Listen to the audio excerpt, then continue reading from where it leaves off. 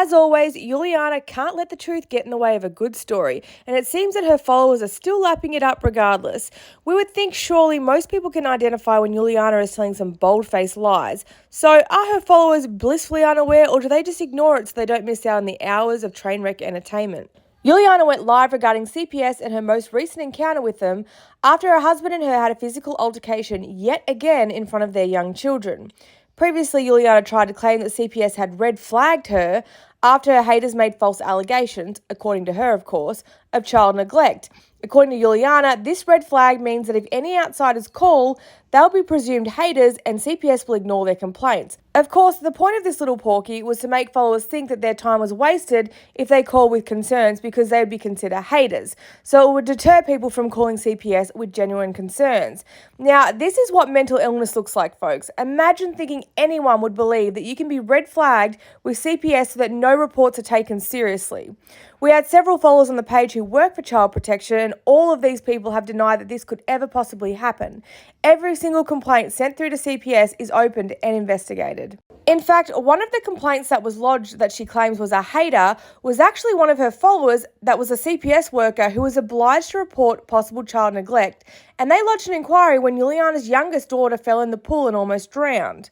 According to Juliana on her live directly after the incident, when she was inside trying on outfits for her birthday, she came outside for a cigarette and seen Lena by the pool. When she got closer, she spotted Zinnia at the bottom of the pool. She said she got her out of the pool and her lips were blue.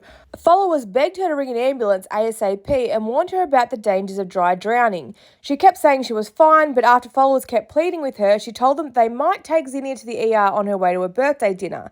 Of course, there was no post about this ER visit, nor did she mention taking Zinnia the following day, and we know that she shares everything on her Instagram, and this would definitely be featured considering how pushy her followers were about it. It wasn't until almost a year later that she claimed that she did take Zinnia to the ER, and the reason for this was because when Juliana was telling followers that her haters were calling CPS for no reason, a follower called her out about the pool incident.